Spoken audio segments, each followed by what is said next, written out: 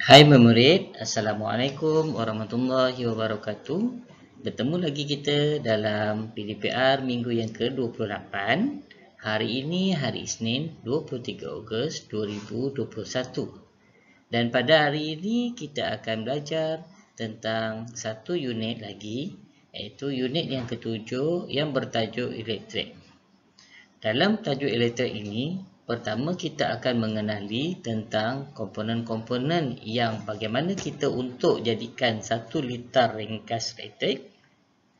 Dan yang kedua, kita nak mengenali apakah yang dikatakan konduktor dan juga penebat elektrik. Cikgu harap murid bersedia dengan pelajaran kita pada hari ini dan pastikan murid telah mempunyai buku teks dan buku aktiviti. Okey, mari kita sama-sama bacakan surah Fatihah dan juga doa belajar. Bersedia semua? Okey. Bismillahirrahmanirrahim. Alhamdulillahirabbil alamin. Arrahmanirrahim. Maliki yaumiddin. Iyyaka na'budu wa iyyaka nasta'in. Ihdinas siratal mustaqim. Siratal ladzina an'amta 'alaihim ghairil maghdubi 'alaihim waladdallin. Bismillahirrahmanirrahim. Allahumma iftah 'alaina hikmataka wanshur 'alaina min khazaini rahmatika ya arhamar rahimin. Rabbi shrah li sadri wa yassirni amri wahlul 'uqdatam min lisani yafqahu qawli. Okey. Murid sekalian, selain daripada kita telah pun mempelajari pada minggu lepas komponen-komponen yang ada dalam 1 liter elektrik, iaitu apa dia, kita ulang balik. Yang pertama, kita memerlukan mentol. Yang kedua, kita memerlukan sel kering. Yang ketiga, kita memerlukan suis. Dan yang keempat, kita menggunakan wayar penyambung. Daripada empat komponen yang kita belajar pada minggu lepas, murid, jadi kita akan memastikan objek yang kita boleh gunakan itu boleh menyalakan mentol. Jadi pada hari ini kita belajar objek yang boleh menyalakan mentol dalam 1 liter itu adalah konduktor elektrik. Manakala objek yang tidak menyalakan mentol dinamakan penebat elektrik. Sebelum kita mengenali apakah yang dikatakan konduktor dan juga penebat elektrik, mari kita tonton video bagaimana kita nak membina 1 liter elektrik yang ringkas.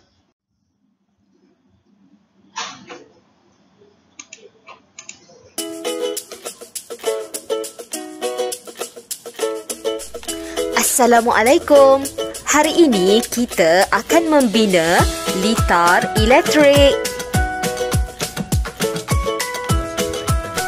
Berikut ialah komponen-komponen elektrik yang kita perlukan untuk membina litar.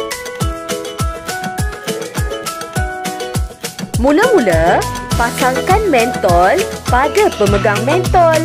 Hati-hati ya. Pastikan mentol dipasang dengan ketat seperti ini.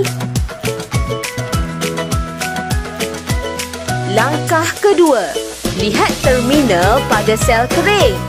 Ada terminal positif dan terminal negatif. Kemudian kita lihat terminal pada pemegang sel kering. Kita sepadankan terminal tersebut.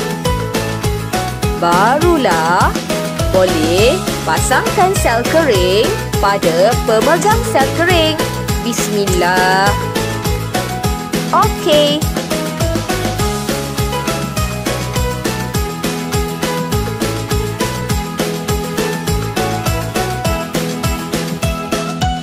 Langkah ketiga, sambungkan semua komponen menggunakan wayar penyambung.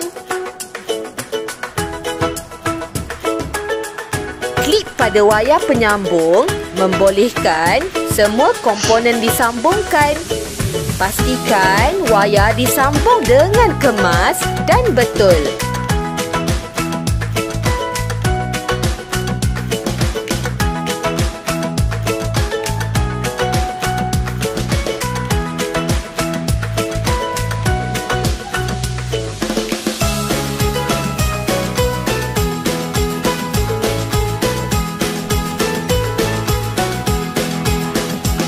Akhirnya, siap litar elektrik ringkas. Kemudian, kita cuba tutup suis. Dan lihat, mentol akan menyala. Inilah litar elektrik yang sudah lengkap. Arus elektrik boleh mengalir daripada setiap komponen, maka mentol akan menyala. Apabila suis dibuka, lihat apa yang akan berlaku. Oh, mentol tidak menyala.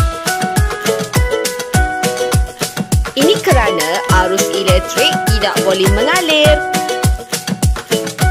Apabila suis ditutup, jom kita lihat. Tutup suis. Klik. Kemudian, lihat. Mentol menyala apabila suis ditutup kerana arus elektrik boleh mengalir.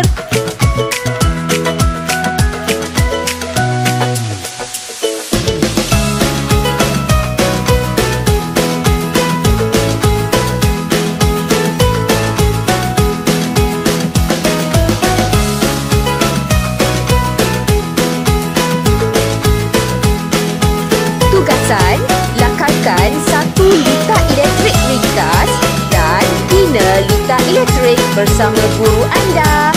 Thanks for watching.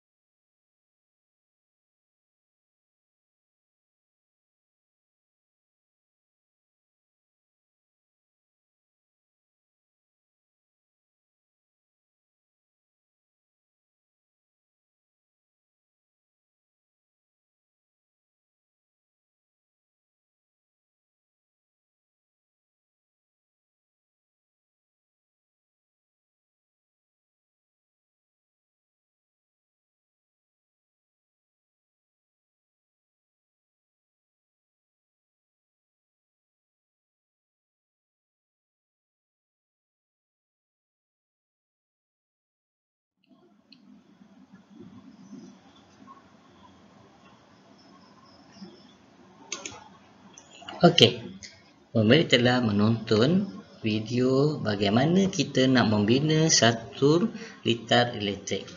Jadi untuk membina satu litar elektrik ini, kita memerlukan 4 komponen. Yang pertama tadi iaitu mentol. Yang kedua suis. Yang ketiga bateri ataupun sel kering. Dan yang keempat penyambung. Dan pastikan murid, okey, dalam kita membina satu litar elektrik itu, okay, kita kena meletakkan wayar penyambung mengikut warna yang sesuai. Kalau murid perhatikan, ada warna merah dan ada warna hitam. Okay. Agak-agak pada murid, bagaimana litar ini boleh menyala? Bagaimana wayar tadi boleh menyambungkan arus elektrik daripada sel kering kepada mentol? Inilah yang kita nak belajar, iaitu dalam satu-satu wayar itu, okey, terdapat 2 bahan. Yang pertama ialah konduktor dan yang kedua ialah penebat. Okey, untuk itu cikgu minta semua murid buka buku teks muka surat 81. Kita nak mengetahui bagaimana mentol boleh menyala apabila suis ditutup kerana arus elektrik mengalir dalam litas elektrik. Dan apakah yang terjadi sekiranya suis digantikan dengan objek atau bahan lain. Kali ini kita gunakan suis, kita gunakan pula lepas ni bahan-bahan lain. Okey, kalau murid perhatikan, kita boleh menyediakan bahan-bahan berikut, iaitu getah pemadam, klip kertas, sudu logam, sapu tangan, straw, batang aiskrim ataupun kayu aiskrim. Jadi kesemua contoh-contoh yang kita ada, mungkin ia merupakan satu bahan konduktor ataupun ia juga merupakan satu bahan penebat. Okey. Seterusnya tengok muka surat 82. Kita perhatikan apabila kita telah melengkapkan satu litar elektrik sebagaimana yang ditunjukkan dalam video di awal pelajaran kita tadi, maka kita boleh gantikan suis. Kita boleh gantikan suis itu dengan bahan-bahan ataupun objek-objek berikut. Mungkin kita boleh gunakan getah pemadam. Dan kita boleh juga menggunakan klip kertas ataupun murid-murid boleh menggunakan straw. Selain daripada itu juga, murid-murid boleh menggunakan rod kaca, sudu logam ataupun kayu aiskrim. Sekiranya murid-murid telah pun menguji daripada litar elektrik tadi, kita juga boleh menggunakan kain sapu tangan dan juga duit shilling. Jadi, pemerhatian yang kita buat, menggunakan bahan-bahan ataupun objek yang cikgu sebutkan tadi, kita boleh melihat mentol itu boleh menyala atau mentol itu tidak menyala. Dan apabila mentol itu boleh menyala, maka objek yang digunakan itu barulah kita kenali sama ada konduktor ataupun penebat. Okey, seterusnya buku teks muka surat 83. Mari kita baca dialog antara klip kertas dan juga pemadam. Hai, saya klip kertas. Saya membenarkan arus elektrik mengalir kerana saya ialah konduktor. Hai, saya klip kertas. Saya membenarkan arus elektrik mengalir kerana saya ialah konduktor. Apa maksud konduktor, murid? Konduktor ialah bahan yang membenarkan arus elektrik mengalir melaluinya. Konduktor ialah bahan yang membenarkan arus elektrik mengalir melaluinya. Apa murid? Konduktor ialah bahan yang membenarkan arus elektrik mengalir melaluinya. Objek yang kedua, Hai semua, saya pemadam. Saya tidak membenarkan arus elektrik mengalir kerana saya ialah penebat. Hai semua, saya pemadam. Saya tidak membenarkan arus elektrik mengalir kerana saya ialah penebat. Murid tahu apa yang dikatakan penebat? Penebat ialah bahan yang tidak membenarkan arus elektrik mengalir melaluinya. Penebat ialah bahan yang tidak membenarkan arus elektrik mengalir melaluinya. Selain daripada dua objek di atas ini, boleh tak murid nyatakan contoh-contoh ataupun dua objek lain yang boleh kita katakan sebagai konduktor dan juga penebat elektrik.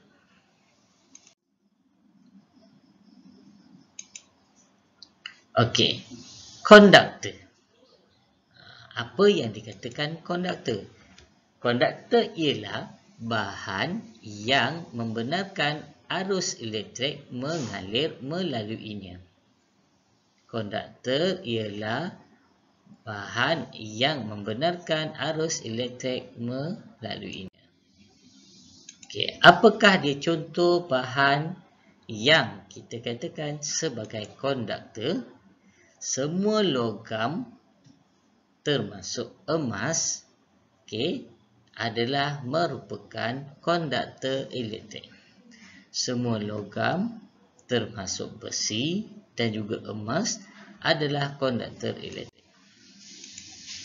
Contoh bahan untuk konduktor yang terbaik, untuk menjadi konduktor yang baik, bahan tersebut merupakan terdiri daripada logam, emas dan keluli. Untuk bahan yang terbaik, untuk menjadi konduktor yang baik, kita boleh gantikan dengan logam, emas dan keluli. Apakah dia contoh-contoh selain daripada kita menekan switch? Tadi kita menekan klip kertas. Yang pertama, ini gambar apa murid? Ini adalah gambar pelayar. Kalau murid perhatikan, yang berwarna biru ini, itu kita katakan penebat. Dia tidak boleh mengalirkan arus elektrik kerana ia dibuat daripada kertas. Yang merupakan konduktor adalah pelayar yang dibuat daripada keluli ataupun besi ataupun logam. Maka pelayar ini merupakan satu contoh yang dikatakan konduktor elektrik. Seterusnya, murid kenal ni apa? Ya, ini adalah sudu. Sudu besi ini diperbuat daripada logam. Tadi kita dah mengetahui logam merupakan satu contoh bahan konduktor yang baik. Jadi, sudu besi merupakan satu contoh yang termasuk dalam konduktor elektrik. Seterusnya, ini adalah periuk. Periuk diperbuat daripada keluli. Perbuat daripada keluli ataupun logam, maka periuk ini juga termasuk di dalam kategori konduktor elektrik. Okey, seterusnya emas. Nampak banyak emas ditunjukkan. Emas juga merupakan satu contoh daripada konduktor elektrik. So, kalau kita gantikan switch-switch ini dengan emas, maka emas ini boleh mengalirkan arus elektrik dan itu dinamakan konduktor elektrik. Bahan lain kita boleh gunakan cincin. Cincin juga diperbuat daripada emas. Ada cincin yang diperbuat daripada logam. Maka cincin ini kita kategorikan sebagai konduktor elektrik.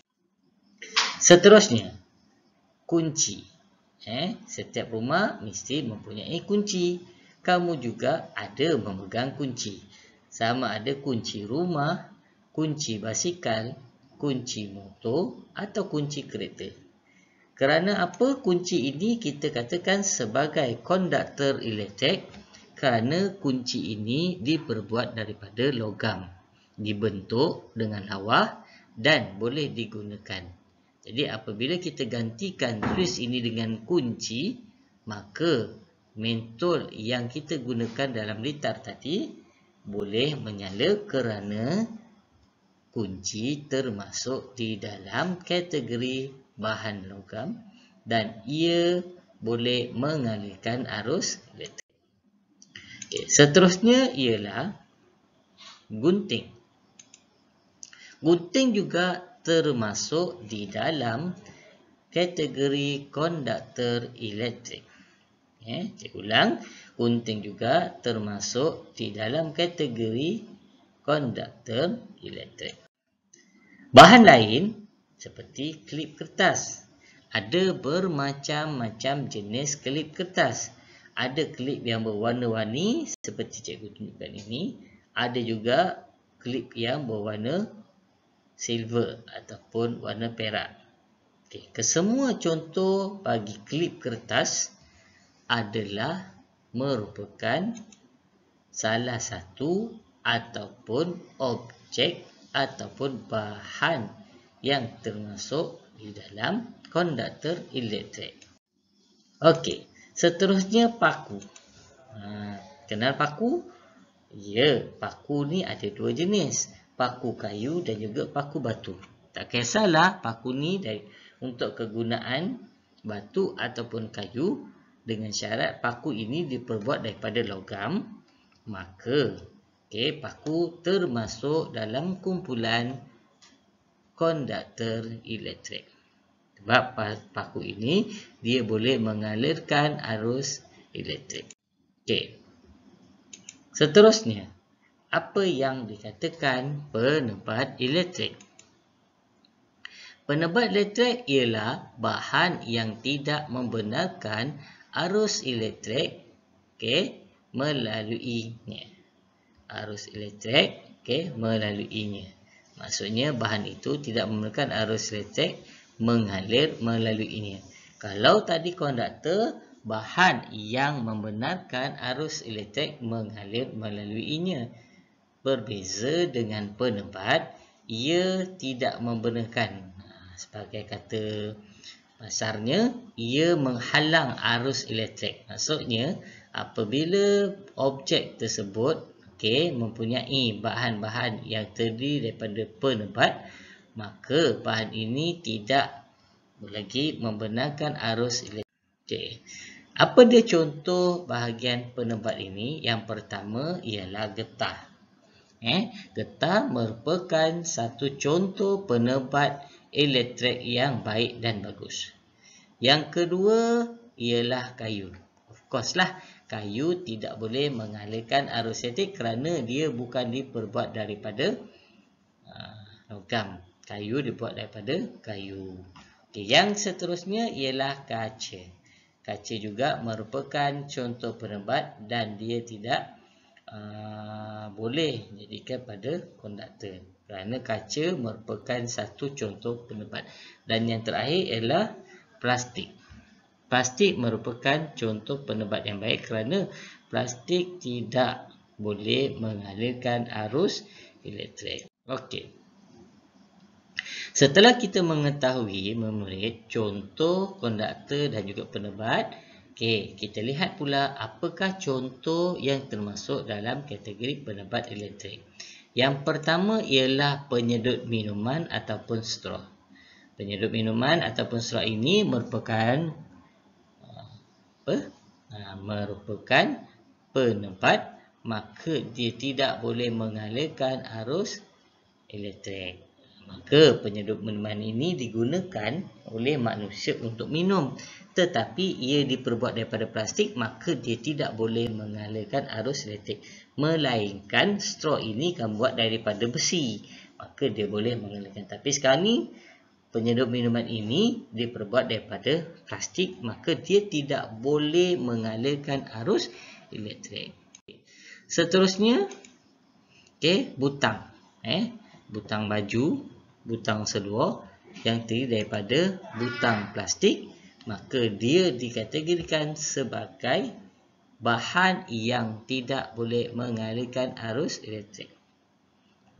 Butang plastik ini termasuk dalam kategori penebat kerana dia tidak boleh mengalirkan arus elektrik. Apakah contoh bahan lain? Contoh bahan lain ialah getah pemadam. Getah pemadam ini diperbuat daripada getah, maka kita tidak boleh menggunakan getah pemadam ini untuk mengalirkan arus elektrik.